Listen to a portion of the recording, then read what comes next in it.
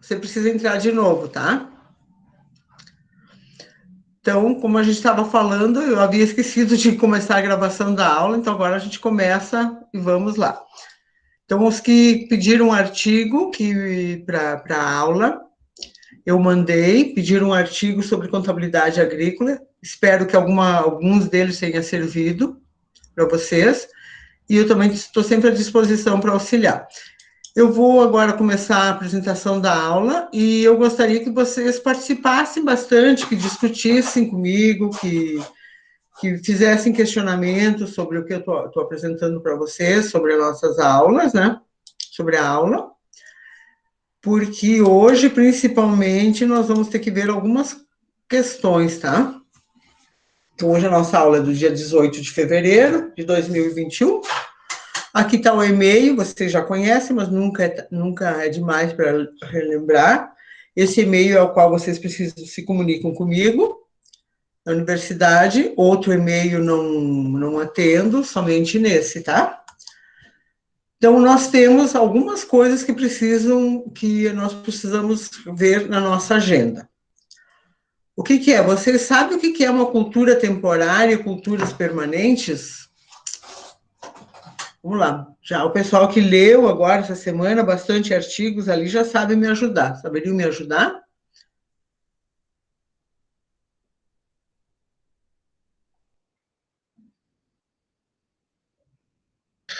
Professor, eu vou chutar aqui mais ou menos o que eu acho que é, tá? Cultura temporárias, para mim, são aquelas culturas como plantação de verduras, né? Que planta e depois já tira, e permanente talvez seja a plantação de árvores, não sei. Tá. E quem mais? E quem mais pode nos ajudar, Cleiton? Vamos lá. Quem será que pode nos ajudar sobre isso? Ah, o Pedro, é claro.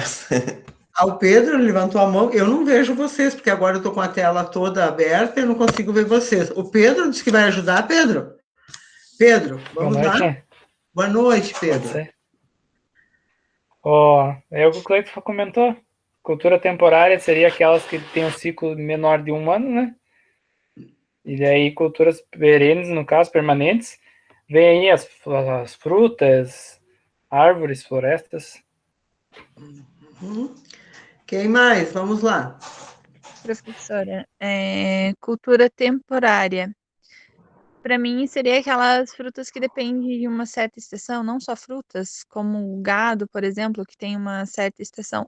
Porém, o gado também entra na permanente, porque durante um certo tempo você tem que cuidar daquilo. Por exemplo, a alface, ela é uma permanente, porque sempre você pode estar plantando o ano todo e você vai estar colhendo o ano todo. Já temporária seria, por exemplo, a maçã. Que ela depende de uma época específica, de uma temperatura específica para isso. Seriam culturas. Deixa eu ver se eu entendi. Você disse que uma alface ela poderia ser uma cultura permanente também? Sim, porque, por exemplo, vamos supor, eu plantei hoje, eu plantar semana que vem e na outra semana eu vou poder continuar plantando toda a época. Até porque eu considero, porque assim, eu falo pela minha mãe, a gente vai na casa dela, sempre tem alface. Então, ela não fica sem, por isso permanente, porque você vai estar sempre repondo. Já temporário, por exemplo, vou lá na casa da minha mãe, maçã não é sempre que tem, uva não é sempre que tem. Então, tem algumas coisas que são permanentes que você consegue ter o ano todo. Vamos lá, quem mais?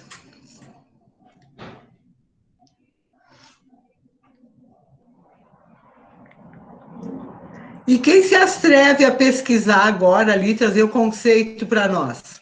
O que é uma cultura temporária e uma cultura permanente? Fora esses que falaram, os que não falaram ali. Vamos lá.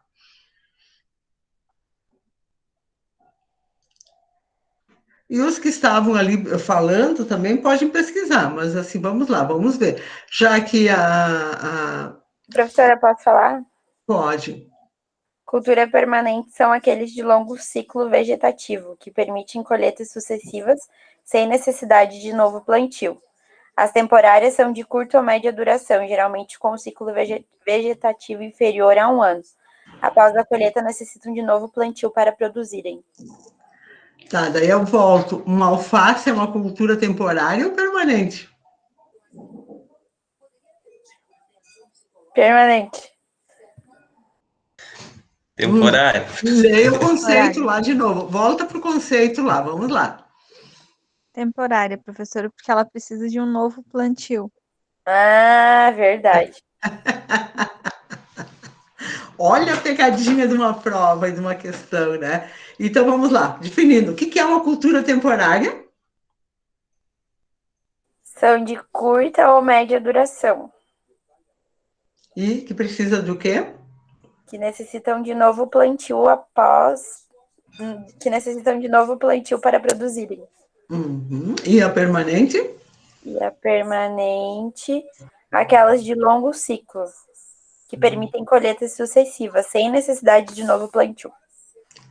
Foi o que você citou, maçã, uva, e a laranja, e assim vai indo, né? Então, tá bem claro o que é uma cultura temporária e uma cultura permanente, né? Posso fazer umas 10 perguntas dessa na prova?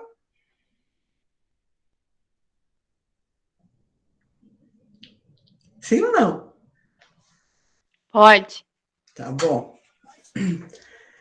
Então, agora, já que vocês sabem o que é uma... O quê?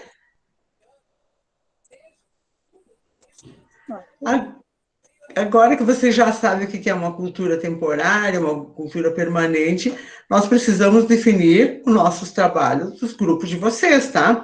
Lembro que no primeiro dia de aula eu disse que o trabalho do semestre de vocês já ia começar agora, porque vocês iriam desenvolver durante todas as aulas. A Julie, será que conseguiu voltar a entrar? A Julie não voltou? Animada, como se disse, estágio,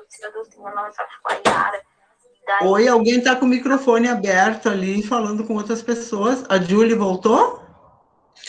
Professora, ela voltou e depois saiu. O que será que houve? Eu não entendi o porquê que o sistema derrubou ela, sinceramente. Não sei.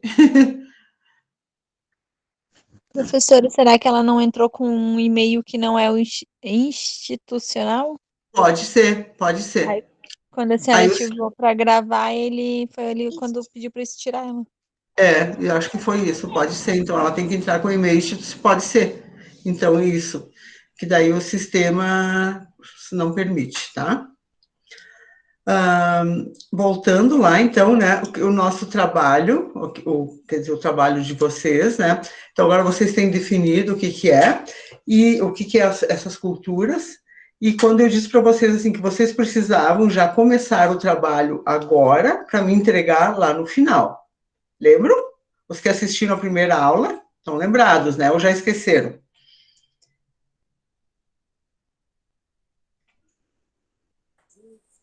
Sim, professor, estamos lembrados. Tá. Então, como nós estamos trabalhando em contabilidade rural, eu me lembro ainda também que eu falei para vocês que vocês iriam fazer uma empresa ou construir uma atividade, enfim, o que fosse, como produtores, né? Produtor pessoa física ou pessoa jurídica, e vocês vão escolher agora se é uma cultura temporária ou uma cultura permanente. E no decorrer das nossas aulas, vocês vão aplicando a teoria nessa cultura de vocês. Mas isso daqui é como se fosse uma atividade de vocês de fato. Então, se você vai escolher uma plantação de alface, você vai ter que seguir, você vai ter que ter o teu investimento, vai ter que criar a tua cultura temporária de alface, um exemplo. E quem vai fazer da permanente vai escolher uma ou outras atividades, enfim, dentro dessas atividades, então, de cada grupo, certo? E a contabilidade rural da empresa de cada grupo. Aí o que vai ter que ser feito? Vocês vão ter que seguir todas as normas, fazer os preços, calcular os custos que a gente vai ter que calcular. Quando nós chegarmos lá na depreciação, vai ter que ser calculada a depreciação, vai ter que ser tudo feito efetivamente como se fosse a empresa de vocês lá lá na atividade da propriedade de vocês, como se de fato ela existisse. E esse vai ser o trabalho que vocês vão me apresentar lá no final. Dúvidas? Quantos grupos e quantas pessoas? Não pode ser mais que 4, né? Porque não mais que 4, só o que for mais de 4, só coloca o nome. E aí não vai adiantar. E tem que passar os nomes para a senhora? Não precisa agora, não precisa. Só estou dizendo, né? É um alerta assim que eu dou, que mais que 4 não funciona. E também sempre é interessante ter mais do que um, para vocês trocarem ideias, mas não deixem lá para o final. Isso vocês têm que fazer agora, porque vocês vão trabalhando. Então, vocês vão escolher o que é que vocês vão fazer, se vocês querem, quem quiser. Semana passada eu passei vários artigos, teve 2 pessoas que me pediram, passei vários artigos. Se alguém mais quiser, eu posso passar mais também. E podem olhar para ter uma ideia, e já tem que sair com uma ideia pronta e ir seguindo todos os passos que a gente vai tendo. Certo? Então, semana passada, a gente definiu o que era contabilidade pessoa jurídica e contabilidade pessoa física. Nós separamos bem esses conceitos, o que era um, o que era outro. Para hoje nós chegarmos, assim, exatamente, o que é uma cultura temporária, o que é uma cultura permanente, para quando a gente estiver falando na contabilidade, o que for cultura temporária precisa ser tratada assim, cultura permanente precisa ser tratada assim. Então, a gente já tem essas definições. Vocês vão escolher as atividades de vocês, cada grupo vai escolher, sei lá, se vai plantar alface, tomate, pepino, chuchu, banana, soja, capim, sei lá o que, azevém, enfim, cada um vai criar a sua propriedade ali, vai fazer, né? Plantar flores, por que não, né? Então, são atividades nessas áreas, tá? E aí, vocês vão trabalhando toda semana em cima disso. A gente vai tendo a teoria e vocês vão aplicando lá no trabalho de vocês. E lá no final, 30 dias mais ou menos antes da gente terminar de começar a prova, da prova final, vocês apresentam o trabalho da forma como eu estou aqui, dando aula para vocês me apresentam, e esse é o trabalho do semestre de vocês.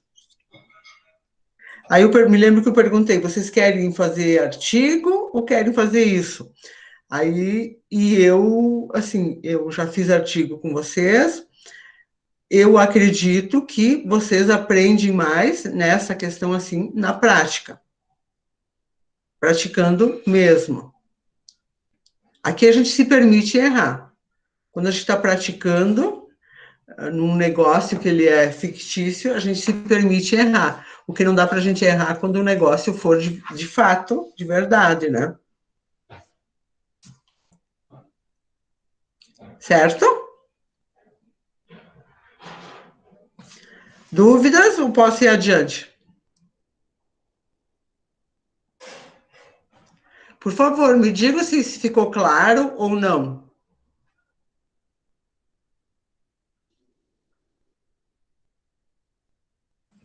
Sim, professor. Gente, vocês precisam falar comigo, meu Jesus, não me deixem assim. Então, nós vamos ter uma visão geral sobre a produção, né? Agricultura tradicional. O que é agricultura tradicional? Nós já falamos, né? Nós temos vários tipos de agricultura. Agricultura tradicional, ou seja, a produção dela, né? A visão geral da produção. Ela é de pequena escala. Então, quando a gente fala de pequena escala, o que é? A pessoa tem uma chácara, tem um sítio, tem alguns hectares, né? Então, isso se chama de pequena escala. Isso se chama de agricultura tradicional, pequena escala. É um lazer, é um final de semana, ou a pessoa que tem de pequena escala, enfim, um pequeno negócio, tá? Os insumos também são tradicionais. Muitas vezes não se usa insumos adquiridos ou alguma assistência técnica especializada, não se tem, né? Então, se vem pelo conhecimento empírico que se tem da atividade, da terra, o que é necessário colocar, o que precisa, né? O distanciamento entre as plantas, porque vocês sabem que quando vocês estiverem plantando lá alface, elas têm um determinado espaçamento entre um pé e outro, porque se você plantar ele muito juntinho, quando o alface cresce, ele se junta e apodrece embaixo. Então, tudo isso tem essas técnicas, tá? Então, isso, insumos tradicionais, geralmente é o que eles têm mesmo produzidos lá. Quando se fala aqui um baixo nível tecnológico, o que é esse baixo nível tecnológico? Não se tem uma assistência técnica especializada, não se usa praticamente nada de tecnologia, é tudo de forma artesanal mesmo. Por exemplo, eu vou lá colher alface e vou vender lá na cidade. Eu faço um armazenamento de qualquer forma e chega o meu alface na cidade todo estragado. As folhas amassadas, ou deixo ele exposto no calor, algumas coisas, não tem nada, né? Não tem nada não tem uma especialização, não tem nada para cuidar disso, né? E aí, sem contar nessa pouca especialização que a gente diz, poucos cuidados, assim, poucos cuidados de separar um produto por tamanho, por qualidade, por tirar aquelas folhas que estão apodrecendo. Assim, aí recolhe e leva, tá? E sem contar quando precisa de um crédito num banco. Vocês têm alguém de banco aqui? Então, quando precisa de um crédito de banco, é mais difícil ainda. Não consegue crédito de jeito nenhum, porque a pessoa, por exemplo, não tem um controle de quanto ela produz, não tem controle de produção por hectare, não tem controle de custo de produção, não tem controle de qualidade, e aí não tem garantias para fornecer para o banco. E aí fica difícil de conseguir um crédito, e às vezes esse crédito era onde a pessoa ia poder melhorar esse nível técnico para mudar um pouquinho, mas precisa de um upgrade, um dinheirozinho para começar o negócio, para melhorar. E vai rodar de banco em banco e não vai conseguir.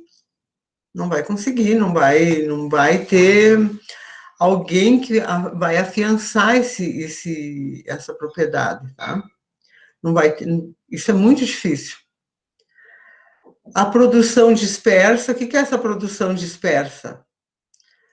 Não tem um controle, eu posso plantar determinado produto neste local, porque eu vou aproveitar mais, essa parte desse terreno produz mais, tem uma rentabilidade maior, esse tipo de produção precisa de um solo mais inclinado, esse tipo de produção precisa de um solo menos inclinado, precisa de mais umidade, eu preciso, enfim, eu preciso concentrar a minha produção, porque às vezes não adianta eu plantar 10 pés de alface, 20 pés de cenoura, 20 pés não sei o quê. Então, isso é uma produção dispersa. Seria só para o consumo próprio, isso serve para o seu consumo próprio. Agora, para você querer comercializar dessa forma, assim, você não vai conseguir produzir, por exemplo, entregar uma caixa por semana de cada produto, não vai conseguir. Então, isso se chama de produção dispersa. Aí a produção é conjunta, Mas daí, o que que fazem? Fazem uma produção conjunta. Então, tem a produção da X, da Beatriz, da Mirella, da Larissa, deixa eu ver de quem que eu me lembro, do Clayton, do Pedro, né? Tá? Porém, o Clayton, o Pedro, a Larissa e a Mirella cuidam da produção deles, cuidam com qualidade, colocam produto com qualidade. A Beatriz não está nem aí. Recolhe produto sujo, produto e joga tudo lá no meio dos produtos que vocês recolheram bem limpinhos, né? Cuidaram, limparam, lavaram, botaram nas caixas bonitinho. Então, essa produção conjunta pode tirar a qualidade do produto também. E, às vezes, quando acontece assim, eu vou falar pela minha dissertação de mestrado que eu fiz. Era amora, se eu não me engano. Então, eles passavam nas propriedades, passavam nas propriedades e iam recolhendo caixas de amora, né? Numa propriedade recolhia 2 caixas, 5 caixas, na outra 2, na outra 1, na outra não sei o quê, e ia tudo para um caminhão só, sem identificação dessas caixas. E quando chegava lá na indústria, no local, era feito por uma amostragem, era feito um controle de qualidade.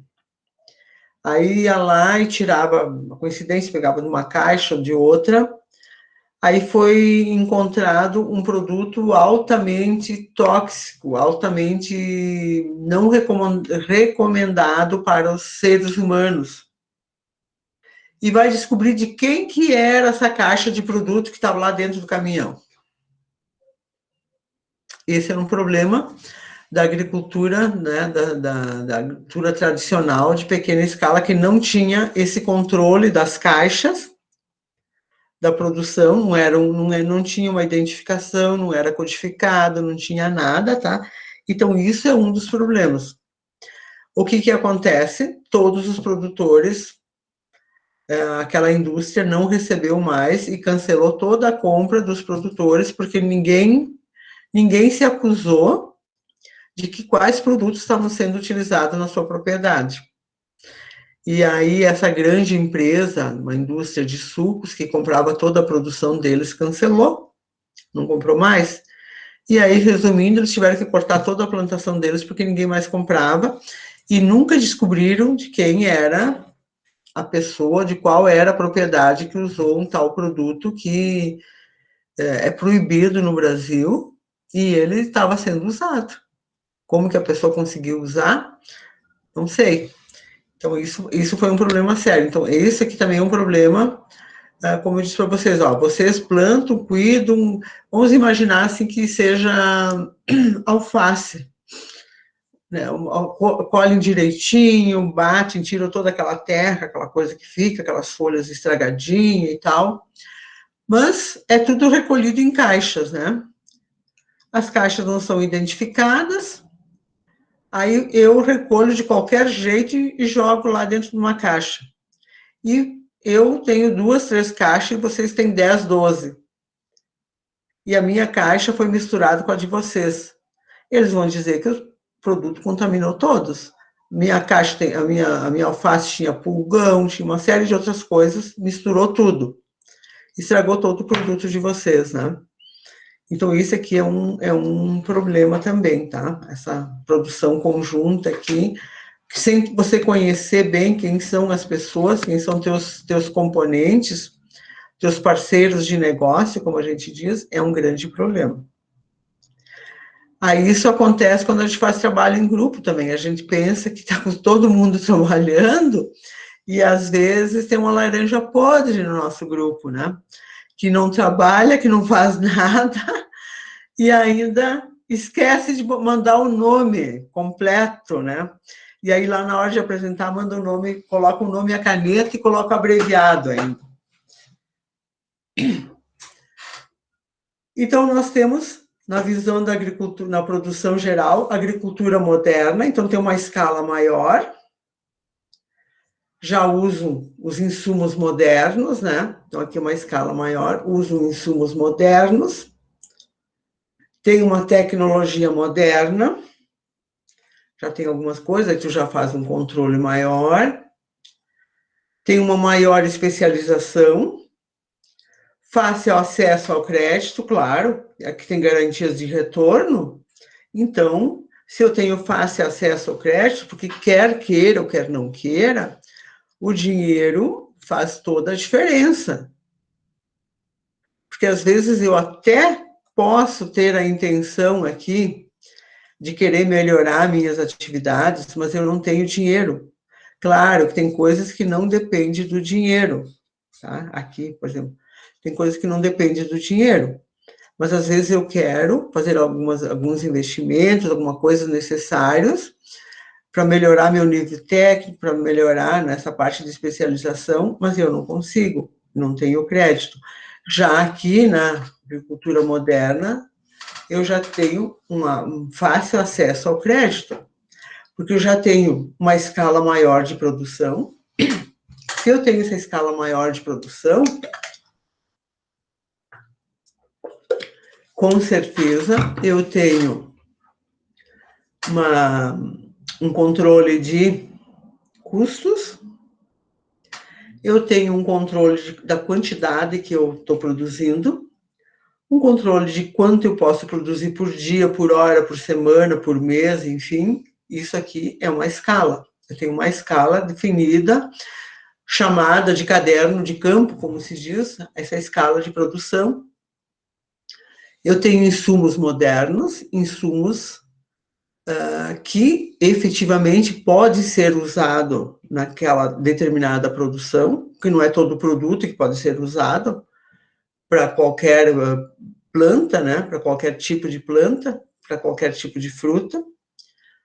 Eu tenho uma tecnologia moderna, isso é o que é? Pode ser uma tecnologia de colheita, pode ser uma tecnologia de lavagem de produto, pode ser uma tecnologia de sombreamento, N tecnologias pode ter ali. Eu posso ter uma maior especialização. O que é essa maior especialização? Dos membros que trabalham na minha produção, na minha equipe técnica, eu posso contratar especialistas de outras áreas, eu posso fazer estudos de laboratório dos meus produtos para ver se não veio contaminação pelo ar, porque hoje, como essas grandes lavouras fazem pulverização pelo ar, e não tem como você saber, o vento leva onde quiser, né? Então, grandes agriculturas de alimentos, essas coisas, fazem controles nos laboratórios para ver se não tem nada chegando nas propriedades deles de produtos que são de outras plantas que vão para frutas ou para a parte de alimentos, né? E sem contar no fácil acesso. Se eu tenho todos esses outros controles, eu tenho um acesso fácil ao crédito. Eu tenho um maior grau de mecanização. Então, imagina aqui, ó. Vamos imaginar aqui. Alguém de vocês conhece como se faz vinho?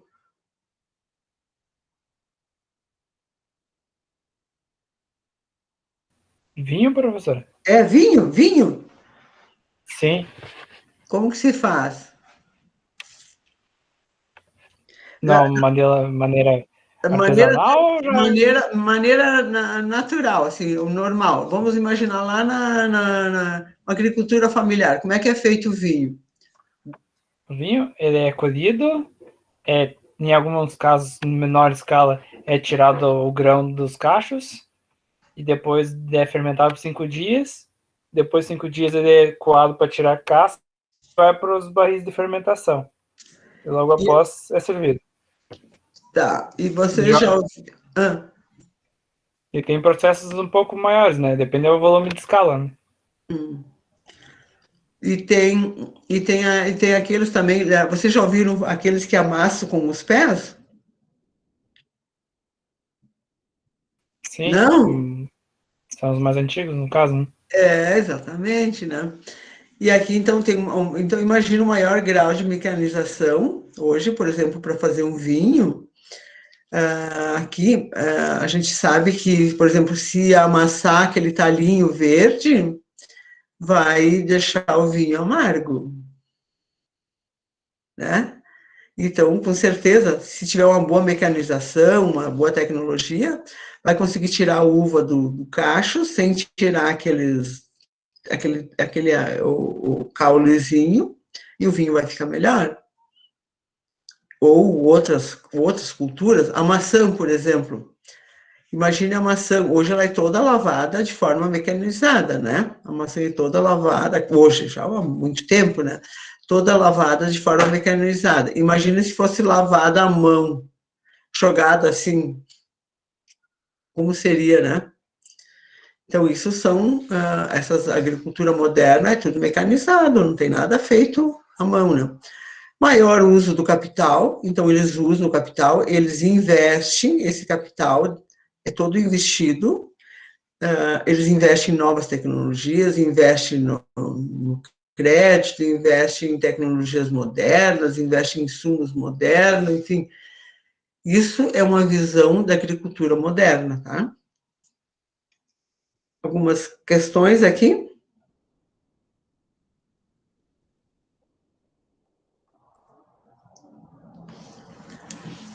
E aí, depois que a gente faz tudo isso aí, nós precisamos comercializar a nossa produção. Concordam com isso? Ou não? Ou a gente faz tudo lá na nossa propriedade? Nem sempre. Tem alguns casos que você vai para comercialização com terceiros e outros você pode comercializar de própria produção em casa. Né? Uhum. Então, o que acontece na comercialização, né? Então, nos pequenos produtores, no mercado interno, geralmente você vende em feiras ou propriamente só para o consumo, né? Então, tu vende para o mercado interno. Tem um grande número de comerciantes, concordam? Grande número de comerciantes. Vai numa feira. Eu vou falar aqui por mim, de vacaria. Vai na feira, aqui nós temos feira, uma vez tinha na quarta e no sábado, agora acho que só tem no sábado. Do mercado público, de produtores. Gente, eu nunca vi, eu acho que tem horrores de gente vendendo tudo a mesma coisa, tá? Tem uma quantidade de comerciantes vendendo a mesma coisa. O pé de alface, quantidade de gente vendendo pé de alface. Então, há grande número de comerciantes. E aí entra a questão, não tem diversificação. Sabe? Então, todo mundo vem vender alface. O que vai me diferenciar comprar alface do box A, do box B, do box C? Eu tenho que comprar de um lugar, né? Tem preço, qualidade, simpatia das pessoas, alguma coisa, né? Tem que ter, né? Então, é o grande número de comerciantes. Aí eles produzem pequenos lotes, como a gente já havia falado antes, produzem pequenas quantidades, mas tem um grande número de comerciantes. Grande número de pessoas produzem pequenos lotes, né? Então, produz 10 caixas de alface, sei lá, 5 caixas de alface por semana, produz uma caixa de cenoura, meia caixa de beterraba, então tem um grande número de comerciantes, pequenos lotes. Comerciantes ineficientes, por que eles seriam ineficientes? Alguém gostaria de me ajudar?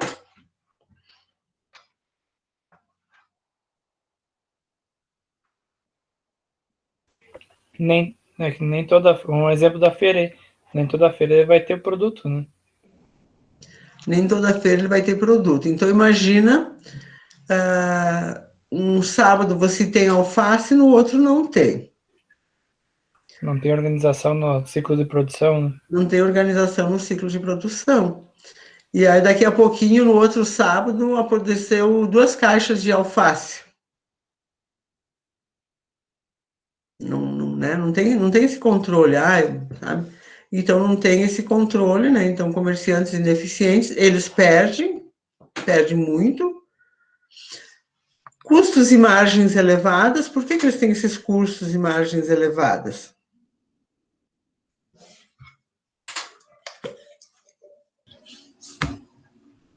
Pequena quantidade, professora. Então, uma produção de pequena quantidade, consequentemente, também acaba tendo um custo maior de matéria-prima, enfim, outras ferramentas. Como é a questão da capacidade instalada, né? Então, tu tem uma capacidade instalada grande, tu não produz naquela quantidade suficiente, basicamente está perdendo dinheiro, então acaba tendo custo e margens mais elevados.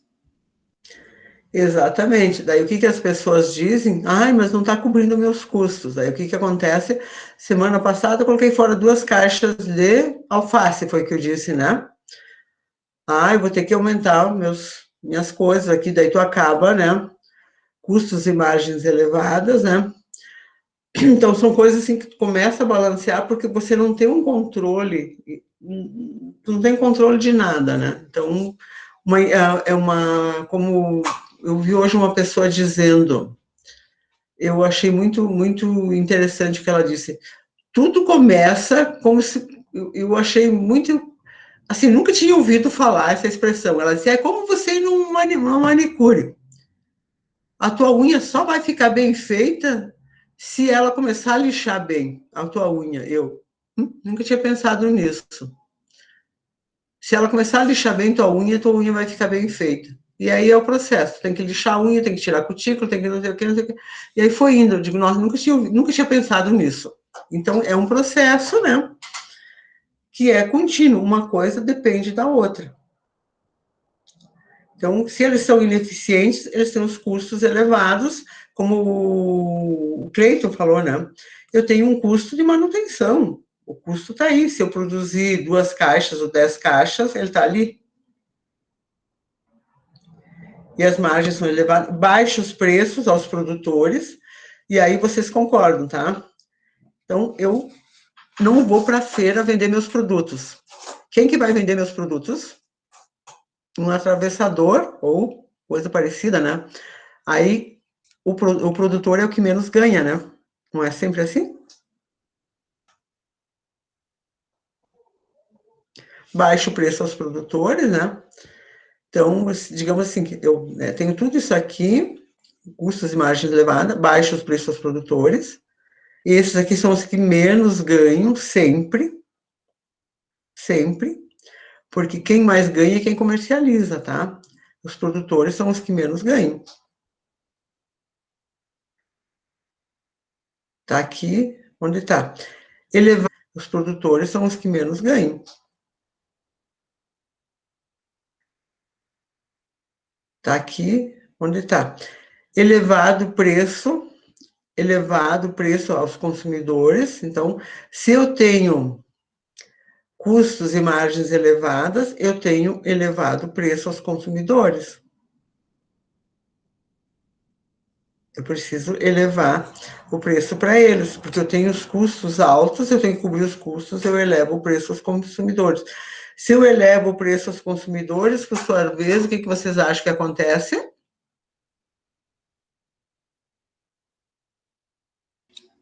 Pode diminuir a procura. Vai diminuir a procura e cada vez vai ficando pior, né? Aí, a qualidade inferior, como a gente já tinha falado, porque eu sou a pessoa que coloquei o meu alface lá, misturei tudo com o de vocês, estava cheio de pulgão, estava cheio de terra, derrubei, sujei todo o alface de vocês, ficou tudo sujo. Consumidores de baixa renda, por sua vez, se meus consumidores são de baixa renda, eu não vou conseguir aumentar meu produto, não tem jeito, então este é meu público. Tá? Então, se você vai fazer um produto teu, você vai abrir uma empresa tua, uma produção rural tua, qual é teu público? Tu vai querer esse aqui? Se você é um pequeno produtor, tu vai querer trabalhar para esses aqui? Vai querer trabalhar com qualidade inferior? Baixos preços, custos, margens elevadas, pequenos lotes, como é que tu vai organizar o trabalho de vocês ali agora? Como é que você vai organizar o trabalho que vocês vão ter que me apresentar?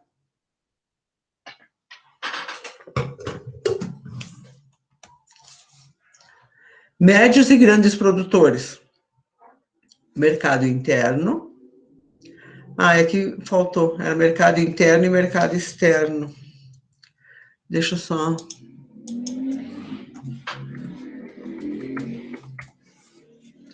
salvar aqui, senão não salvar. Então, aqui, médios e grandes produtores, mercado interno e externo.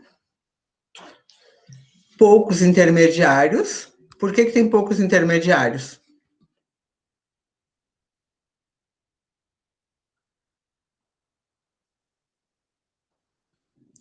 Não vão dormir, não. Deixa eu ver, tá cedo ainda para vocês dormirem. Não é nem 9h30, tá muito cedo para vocês irem dormir. Porque eles Qual a referência de conseguem intermediários, professor? Qual a interferência de intermediários, o que seria? Para eu poder entender. Poucos intermediários, assim, ó, nós chamamos de atravessadores. Agora, se eu falar intermediários e atravessadores, muda o conceito para vocês? Eu não consegui associar ainda o médio e grande produtores com pouco intermediário. Não achei a lógica, professor. Poucos intermediários, quando são grandes produtores, eu mesmo faço a minha comercialização. Imagina-se assim, quando você é pequeno, você manda para outros vender, você não vai, ou você vai numa feira, ou alguém passa na tua propriedade e vai comprando o teu produto, né? Imagina assim, ó, você produz uma caixa de alface, o outro mais uma, outro mais uma, outro mais uma. Eu vou lá, eu vou fazer uma feira no sábado, então eu vou lá e compro todas as alfaces que vocês produzem, ok? Eu pago 10 centavos o pé de alface. Eu sou um intermediário, ou um atravessador. Eu vou na feira e vendo a R$1. Entende? Eu sou um intermediário ou um atravessador. Quem ganhou pouco foi você, não foi?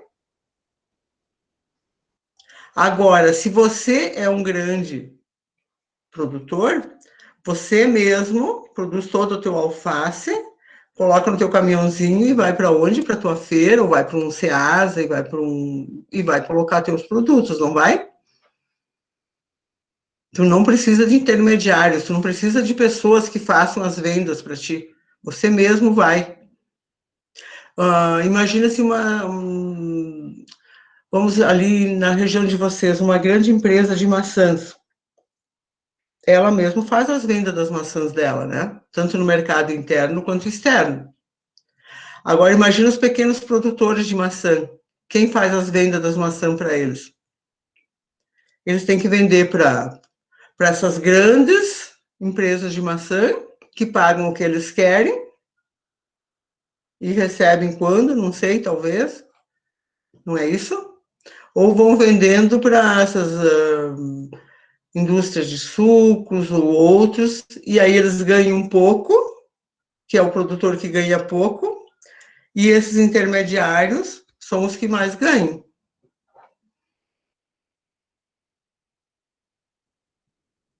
Eu não sei se eu consegui explicar agora ou não. Não, ficou claro, professor. Mais ou menos ou ficou pior? Não, ficou mais claro. Mas eu ainda tenho alguns poréns ainda com esses poucos intermediários. E vai depender da cultura. Se eu considerar um exemplo na hortifruti, tudo bem. Eu produzir meu produto e eu mesmo comercializar.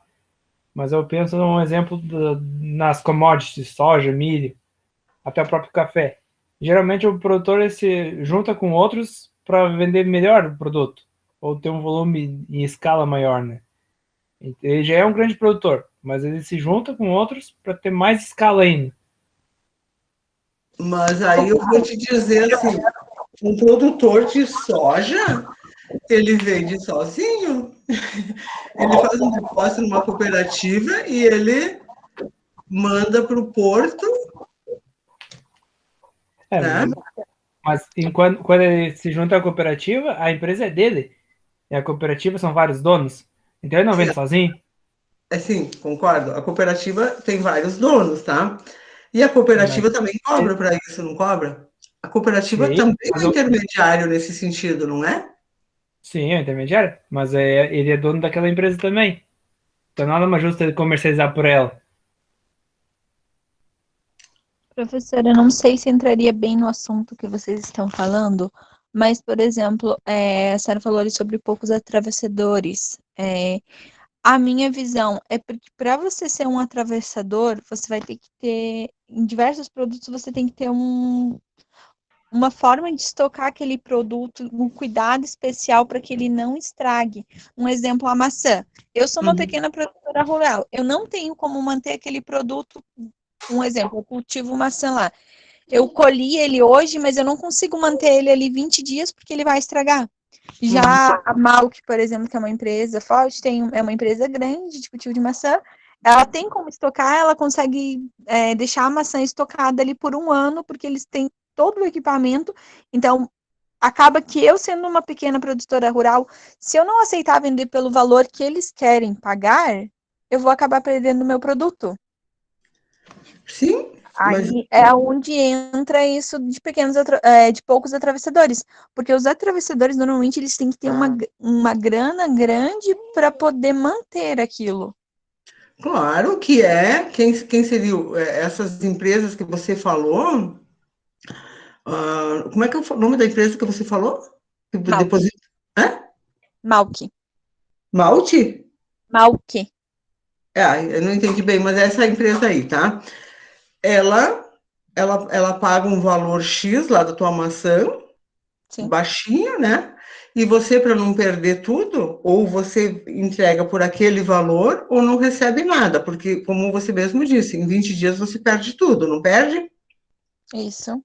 Então você vende para ela, ou deposita lá, ou paga um tanto. Eles geralmente você recebe por bins, é classificada por CAT, né? CAT 1, CAT 2, enfim, eles pagam por isso, né? Sim. Aí você Aí recebe. Pode falar. eu entrei nisso porque a senhora falou sobre os poucos atravessadores.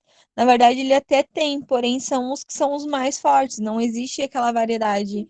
Até que ninguém vai pegar teu produto para vender com a possibilidade de ele estragar. Vamos supor que eu sou lá a dona de uma rede de mercado grande, sou dona lá do Angeloni. Eu não vou pegar uma quantidade muito grande que eu sei que eu não vou vender e eu vou ter perca. Então, eu já vou ter que aumentar o valor do meu produto para mim vender, para se caso eu tenha alguma perca, poder cobrir aquele prejuízo. Vamos por lá o caso da alface, por exemplo. Um exemplo, vou pegar 25 caixas de alface lá para mim vender. Se eu pegar ela lá por 15 centavos e eu colocar ela para vender por 50 centavos, e eu tiver a perca de 2 caixas, eu já tive uma perca grande. Então, eu vou colocar ela, vou mais do que dobrar o preço, é onde acaba sendo caro para o consumidor. Eu vou colocar lá, vamos por a R$ 1. A R$ 1. Se eu vender 5 caixas e as outras estragarem, eu já vou pagar o meu produto e eu vou ter meu lucro. Por isso que tem poucos atravessadores, porque nem todo mundo tem coragem, não é coragem mesmo, mas não tem a capacidade de vender aquilo aonde que encarece o produto, ou não tem como uma forma de armazenar, ou também o produto pode se perder durante o tempo, né? Tá, mas então você concorda que os grandes produtores têm poucos intermediários, não tem? Isso porque, tipo, se eu sou uma grande produtora, normalmente eu já tenho um espaço específico, eu tenho uma forma específica de armazenar. Eu entendi que você estava contestando que não tem poucos intermediários. Não, não, não, não. Se eu sou uma empresa grande que eu tenho diversos produtos, se eu tenho uma forma de armazenar, não tem por que eu ir lá e vender um exemplo da maçã. Se eu tenho como armazenar ela e ter ela durante o ano todo, não tem por que eu aceitar o valor que a Malk, por exemplo, iria pagar na minha maçã. Se eu tenho como armazenar ela e quando o preço estiver melhor eu puder vender, então não tem o porquê eu entregar para a empresa grande. Então eu vou ter pouco atravessador ou quase nada. Exatamente. Então, por isso que ó, os grandes produtores têm poucos intermediários. Sim. Os Porque lotes são maiores, não são? Os são pequenos, os maiores. lotes são menores. Né? Vamos pegar teu exemplo que você disse. Você tem, não sei quantos lá, quantas toneladas você tem de maçã? Um lote menor. Quantas toneladas tem esses grandes produtores? Quantas? Quantas, né? E a possibilidade, quanto maior é o produtor rural, maior é a movimentação dele, maior foi o investimento dele. Então, provavelmente ele já investiu em uma forma de estocar. Por exemplo, ele se prepara. Um exemplo da soja. Ele não tem a pressa de vender porque ele tem como estocar e ficar 6 meses com a soja parada. E a soja é uma commodity, né? Ela pode ficar de um ano para o outro, não estraga. Aí tem já a maçã, que é uma fruta que estraga. Empresas que trabalham com isso têm a classificação exata. Se eu sou uma produtora grande, eu sei que a maçã. Um exemplo, o que aconteceu agora aqui recentemente, aqui próximo, em São Joaquim, teve uma chuva de pedra e acabou estragando bastante maçãs. Uhum. Produtores rurais pequenos, a maioria vai ter perca grande. Eles têm os valores de vendas por bins, que são aproximadamente 350 quilos cada bins, e cada bin tem média de 600 a 700 reais. Com a chuva de pedra, Quantos reais cada vinho hoje? pelo que a gente lê em matéria, de 600 a 700 reais. 600 a 700? Eu fiz Aí, uma perícia esses dias. Aí, agora com a chuva de pedra, eu vi que alguns produtores rurais vão conseguir vender por aproximadamente 150 reais cada bin. Nossa! Por causa dos machucados que teve na maçã e tudo mais. Aí aqui entra, se eu sou uma produtora rural pequena, eu perdi bastante. Se eu sou grande, eu também perdi bastante. E tem toda a classificação da maçã que é diferente. Só que se eu sou uma empresa grande, eu consigo já destinar melhor aquela maçã. Se eu sou pequeno, normalmente eu vou ter a perca porque a maçã vai estragar. E aí, como você falou mas eu não quero tocar nesse assunto agora que eu tinha falado que aqui na nossa região esses pequenos produtores, porque aqui também tem extensões de maçã, né? E soja e milho. Aí pequenos, teve muito pequenas propriedades que tiveram, que ficaram sem alternativa, né? Então foram onde que eles começaram a plantar as pequenas frutas, porque eram pequenos espaços de terra e poderiam plantar, né? Daí foi por isso que surgiu as pequenas frutas na região. Ok? Então aqui, comerciantes com maior escala de produção, é isso que a gente falou. Claro que quanto maior a escala, maior o risco também, né? É sempre proporcional, isso, né? As margens são menores, se trabalha com margens menores, comerciantes com maior escala, margens menores, porque onde se ganha na quantidade, né? Concordo?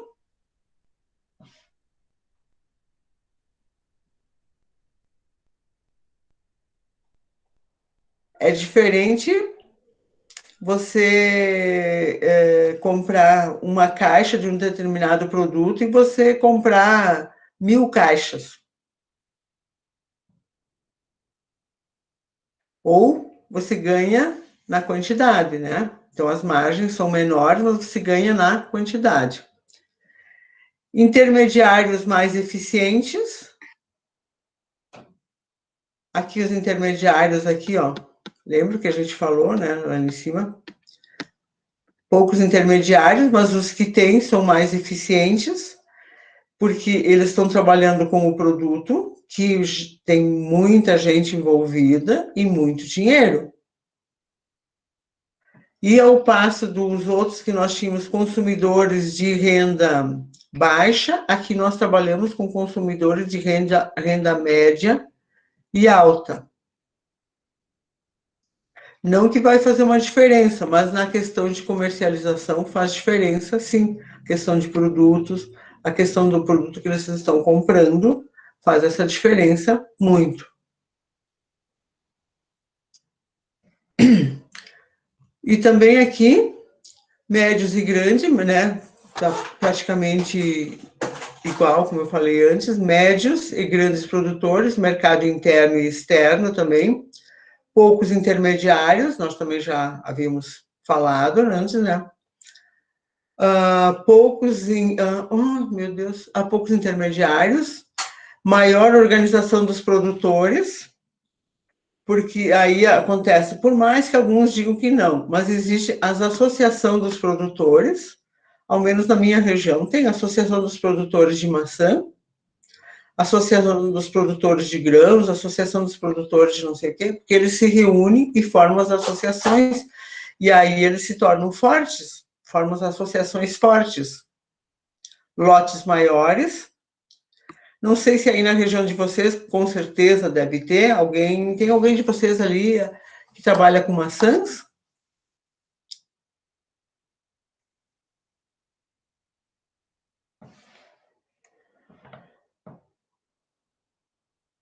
Hello, onde é que vocês estão? Lotes maiores?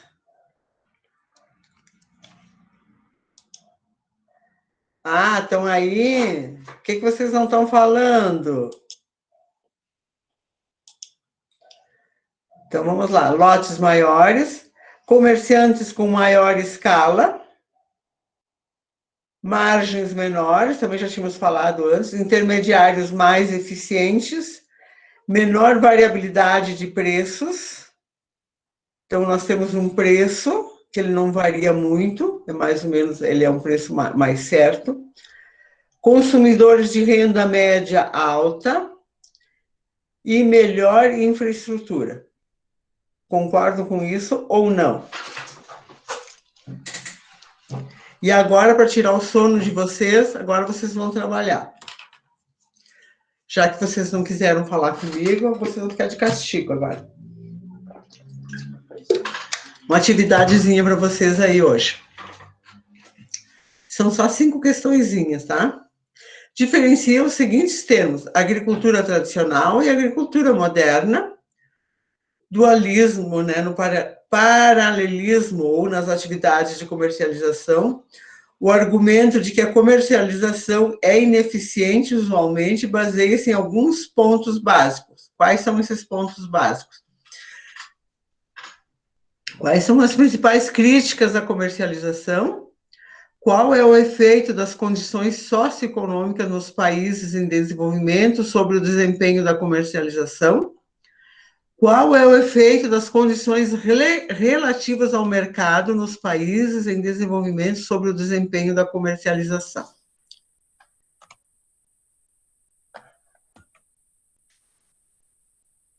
E agora, faça um print aí da tela e eu vou ficar olhando vocês. Deixa eu deixar maior. Nós precisamos disso.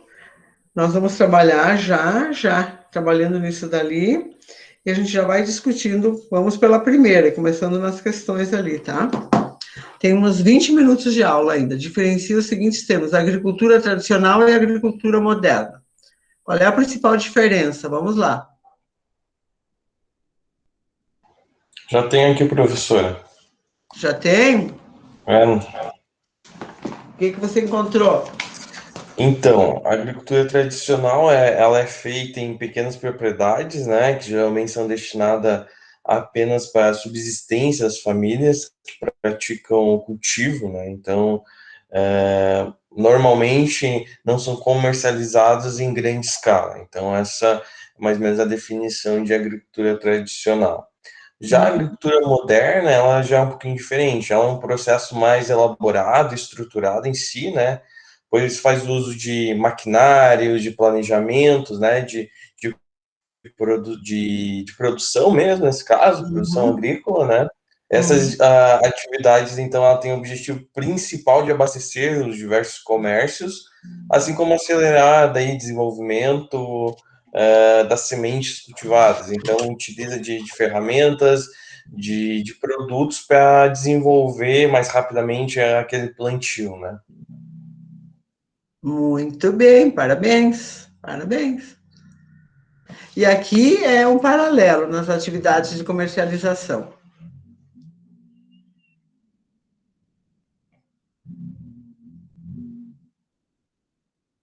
Entre a tradicional e a moderna, né? Que é o mesmo, né? O que vocês acham? Qual é a grande diferença? Qual é o grande diferencial, o grande paralelo que daria para fazer entre elas?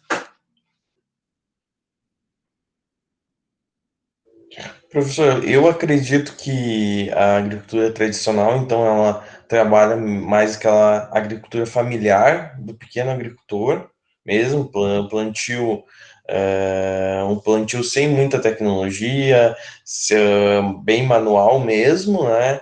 E já a agricultura moderna, por sua vez, já utiliza ferramentas, já utiliza tecnologia, já utiliza manejo do solo, então faz já toda uma preparação do ambiente, pensa a agricultura mais como um negócio mesmo, sabe? Para mim é um paralelo entre as duas. Tá, mas na comercialização. É na comercialização. Perdão. Na comercialização, normalmente, então, a tradicional, ela vai ser uma comercialização de produtos de pequeno montante, né? Então, normalmente numa feira, na cidade, no centro da cidade, aquela barraquinha pequena, vendendo só realmente aquilo que sobra, o excedente de produção, né? Isso para a agricultura tradicional. E já a agricultura moderna, não. A agricultura moderna, vejo que daí já é uma venda de uma produção maior, né?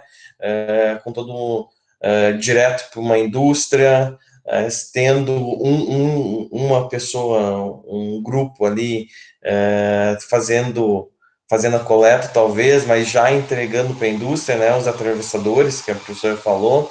Então, acho que é essa a principal diferença na comercialização.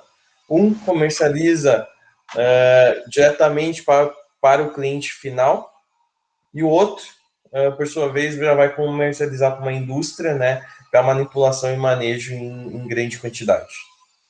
Muito bem, está aprovado. Vamos lá, quem mais está na aula ali? Vamos ajudar o Cleiton?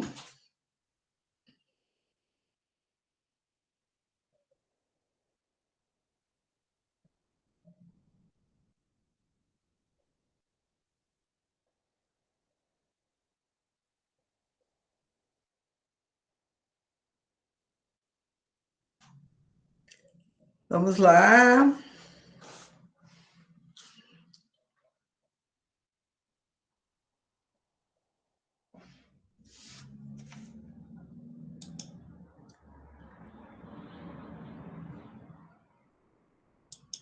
Ninguém se habilita?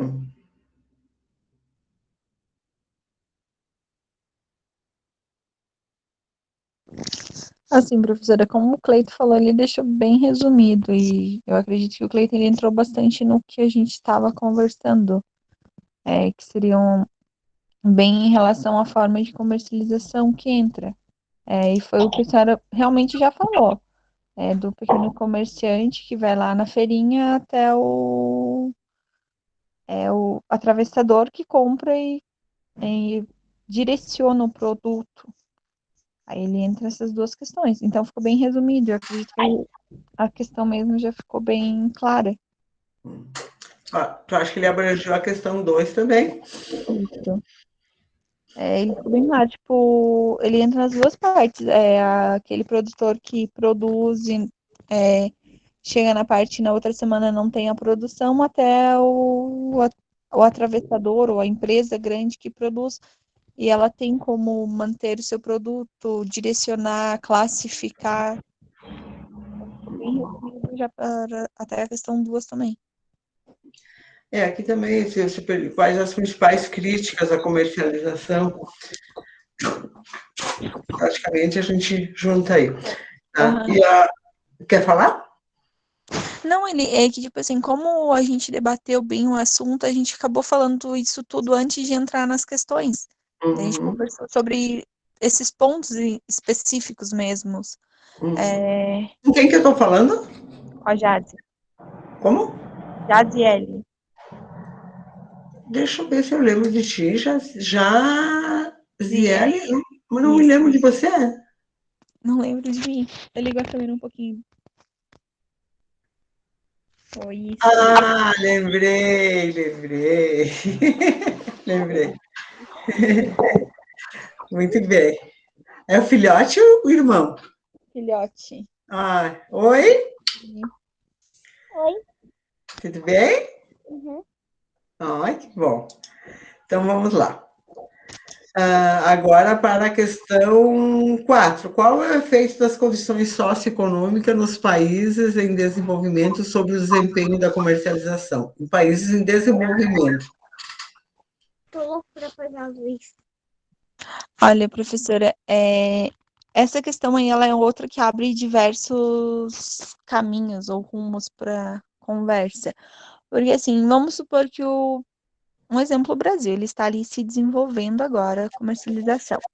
Então, na parte socioeconômica, ele tanto pode abrir diversos caminhos, só que como é algo novo que está se desenvolvendo, vai ter muito erro também. Vamos supor, eu sou uma produtora rural lá, meu país está se desenvolvendo e logo eu vou começar a exportar ou já estou exportando. Vem toda aquela questão que a senhora fez do comentário de uma empresa de sucos que comprava produtos e juntava tudo, fazia venda. Então, ele tem os diversos pontos. Ele abre, um assunto que abre bastante um leque grande de possibilidades, porque ele pode tanto pegar de pequenos produtores rurais, ou ele pode simplesmente ter um empresário, um empreendedor lá que invista um bom dinheiro, que invista na cultura moderna, agricultura moderna, desculpa, e invista em maquinários, estocagem, tudo mais, e pode, então, falando na parte econômica, ele pode ser maravilhoso, como pode ser um desastre. São Exatamente. diversas. Eu aqui vi que estou com uma questão repetida aqui, né?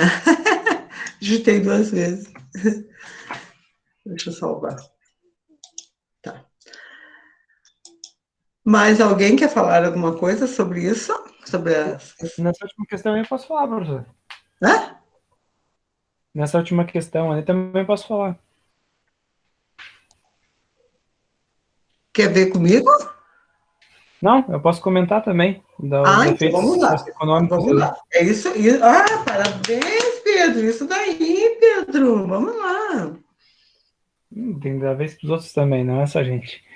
Mas ali, com questão os efeitos socioeconômicos para um país de desenvolvimento, né? Pensando na produção e comercialização, sempre é bom, porque você atinge vários públicos, né? Então você vai ter vamos pegar as frutas e verduras. Tem as frutas mais básicas, um exemplo, a banana, a maçã, que pega um público geral, tanto o pobre quanto o rico vai comer essa fruta. E tem aquelas frutas mais nobres, né? O exemplo que a professora citou dos pequenos frutos.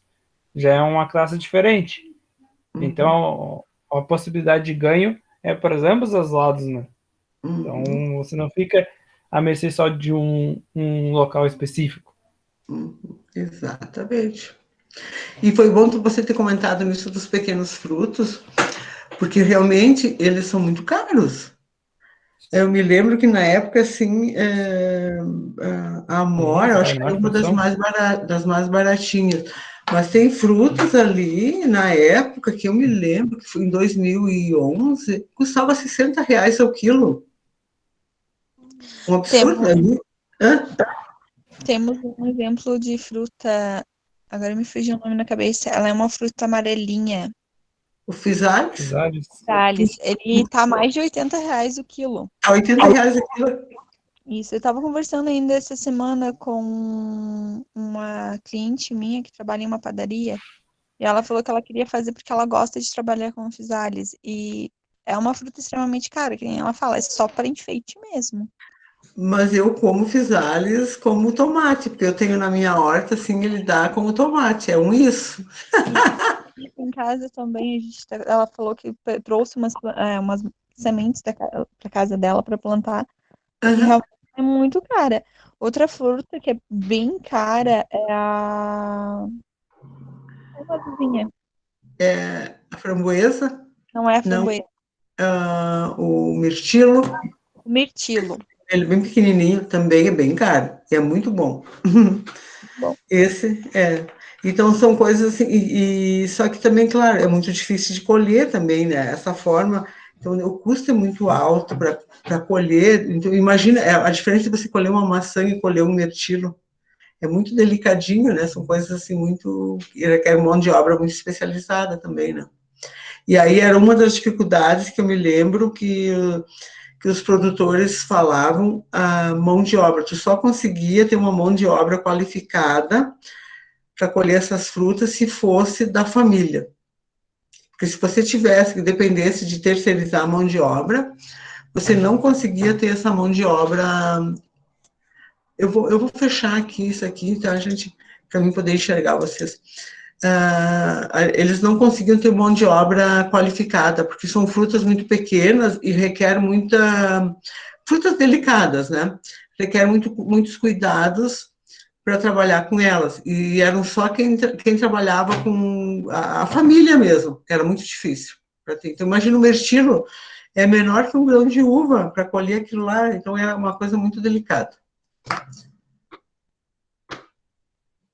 Professora, se me permite só fazer uma consideração a mais, contribuir também com a fala dos colegas sobre essa última questão. Eu vejo que para os países desenvolvidos, na verdade, o país desenvolver tem uma, vamos dizer, não é só setor, mas enfim, algo que não pode faltar, que é a tecnologia, né? Então, eu vejo que uma das mudanças que ocorrem na comercialização, e a gente percebe nos últimos anos, falando de Brasil também, entrando nessa onda de país já desenvolvido, né, se desenvolvendo, né, a tecnologia vem a contribuir muito com essa comercialização, né, a comercialização principalmente das culturas tradicionais, porque antes ia para a praça vender, se chovesse, não tinha como escoar a produção e ficava preso, estragava, né? Agora tu tem ferramentas como ferramentas propriamente para venda mesmo de mercadoria e também a possibilidade de uma venda por WhatsApp através de um aplicativo, enfim. Então eu acho que ela vem muito a agregar mesmo e contribuir para o desenvolvimento, principalmente dessa agricultura tradicional, né? Os grandes continuam sendo grandes, continuam se desenvolvendo ainda mais, mas principalmente desse nicho que talvez tenha hoje mais formas de escoar a produção que antes não teria, né? Uhum, uhum, exatamente.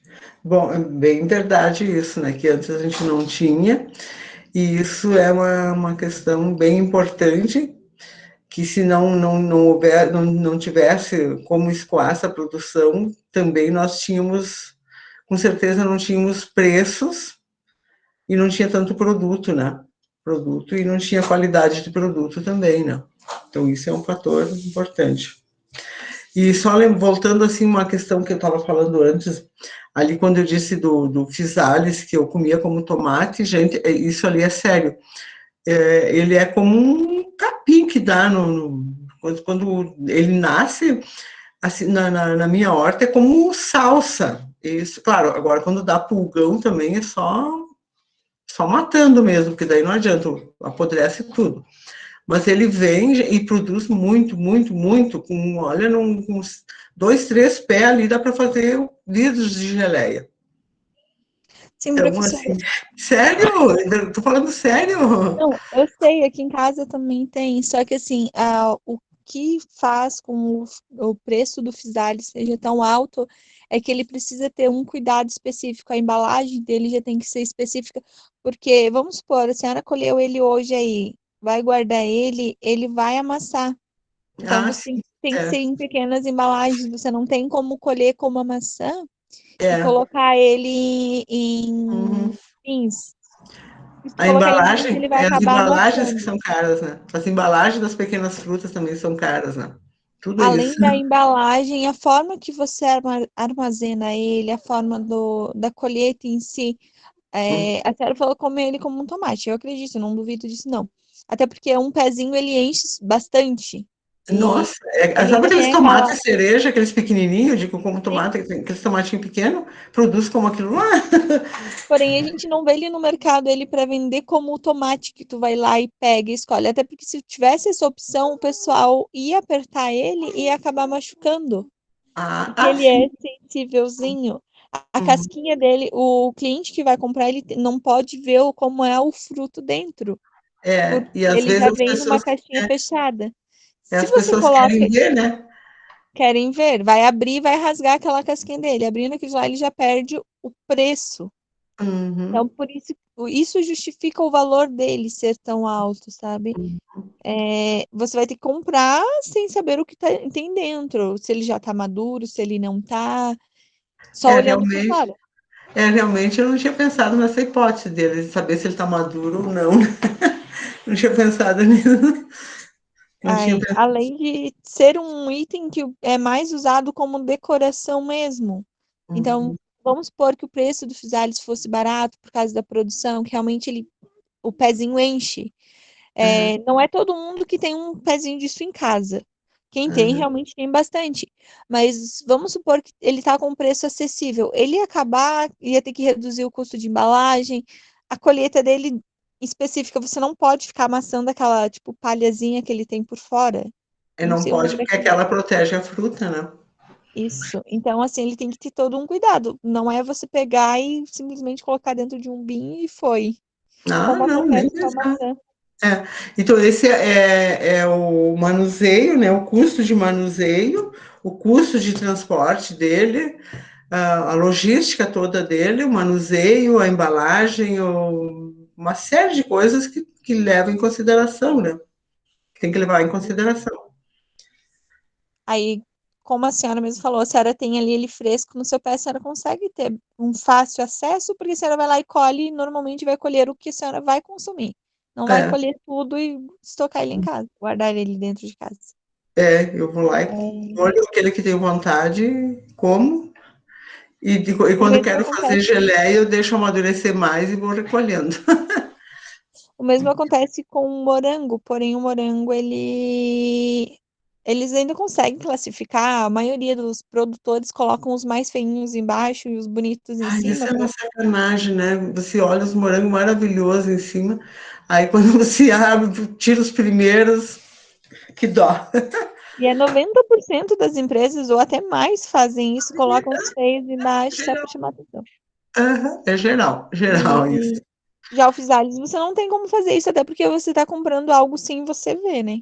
É, E o público do Physalis, ele vai ser diferente, porque o morango, além de tudo, ele vai ser bem mais em conta. Uma plantação de morango, uma de Physalis, lógico que a que vai ter mais frutos é a de morango, claro, claro, sim. pelo tempo da produção em si. Aham, exatamente.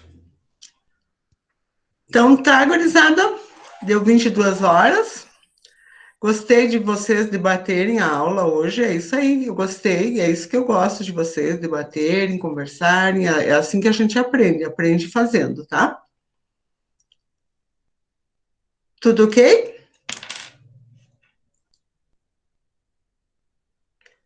Nos veremos. Opa, fala. Não só ia dizer ok, professora. Nos veremos semana que vem, então. Boa noite, boa noite. Boa semana para todos. Eu estou à disposição. Se alguém quiser algum artigo, alguma coisa, tiverem alguma dúvida, me passem e-mail, tá? Boa noite.